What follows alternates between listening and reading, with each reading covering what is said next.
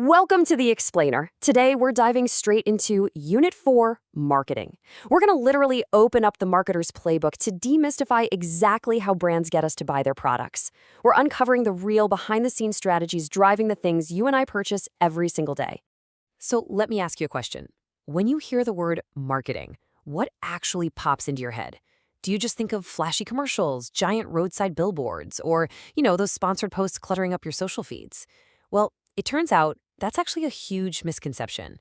Advertising, that's really just the tip of the iceberg. Now, what's really interesting about this slide is this quote from the highly influential management writer, Peter Drucker. He said, "There is only one valid purpose for a business, which is to create a customer." You see, marketing isn't just about aggressively selling things. It's actually a mutually beneficial exchange. It's about finding out what people genuinely need and giving it to them, so everybody wins. To see how this all comes together, here is our roadmap for today's explainer. First, we'll look at beyond just advertising, then lighting up the dark. From there, we're finding your target, unpacking the marketing mix toolkit, and finally taking it global. All right, let's build that strategic playbook. Section 1, beyond just advertising. Let's start by looking at the fundamental approach a business takes toward the very people buying its products. Generally speaking, a business falls into one of two camps. The risky approach is being product-oriented. That's an inward-looking mindset. It's basically when a company focuses only on what it can easily produce and just kind of hopes people will buy it. But the modern, truly successful approach, that's being market-oriented. This is completely outward-looking. You figure out what customers want first, and then you make it. Amazon is literally a perfect example of this. They aim to be the Earth's most customer-centric company, constantly innovating based on what we want, not just what they want to push out the door. So, if we cement this into a formal definition, marketing is the process of identifying, anticipating, and satisfying the needs of customers in a mutually beneficial exchange process. Notice that phrase right there, mutually beneficial. The buyer gets something of absolute value, and the seller makes a profit.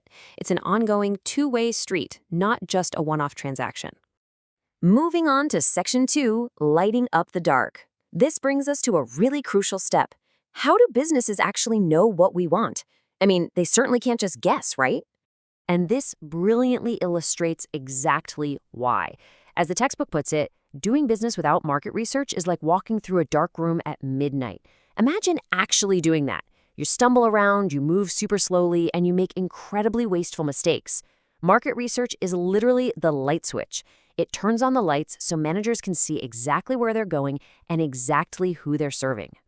So how do businesses actually turn on those lights? Well, they've got two main options. Primary research is gathering brand new field data for the very first time.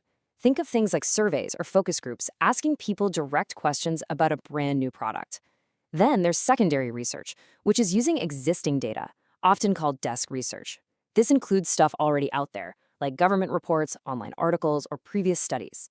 Usually, a smart business is going to use a mix of both to get a perfectly clear view of the entire room. All right, Section 3, finding your target. Now that the lights are officially on and we can clearly see the market, how does a business choose exactly who to sell to? They do this by basically carving up the total market. This total pie is sliced into clearly identifiable segments in a strategy called market segmentation. You can slice it by geographic location, like specific countries or cities. You can use demographic traits, like age or gender. You can look at socioeconomic factors like income levels, or even psychographic elements, which means segmenting by lifestyle, hobbies, and personal values. The point is, you aren't just selling to everyone. You are pinpointing your specific people. Once you've carved up that market, you've got to decide your strategy. Are you going to use niche marketing, targeting a tiny, highly specific segment, or mass marketing, trying to appeal to the whole pie? Whatever you choose, you absolutely need a unique selling proposition, or a USP. This is the one feature that makes your product definitively different. Think about Head & Shoulders shampoo, right? Their clear anti-dandruff USP is what makes them stand out on a super crowded shelf. It's the exact reason a customer grabs their bottle over a competitor's. To figure out where a product fits best, businesses map out customer perceptions to find profitable gaps. Notice how brand X here, let's just say it's Gucci, is perceived as high quality and high price. It's a luxury brand. Then you have brand B, seen as high quality but low price, which is a fantastic value spot. But look down at brand C.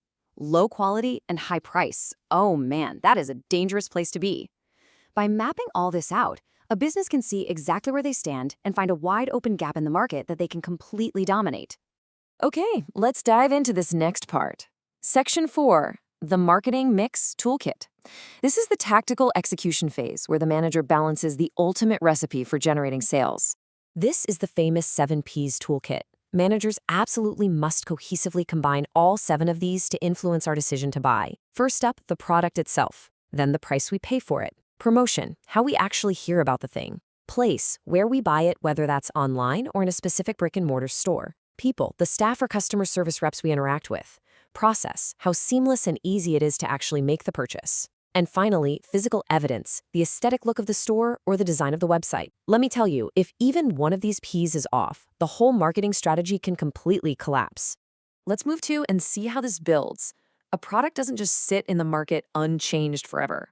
As you follow the product lifecycle timeline, a product moves through specific stages: introduction, growth, maturity, and eventually decline. And here is the secret. A smart manager has to constantly adapt that 7Ps marketing mix at every single stage. The way you price and promote a brand new product in its introduction phase is completely different from how you treat it when its sales are fully maturing.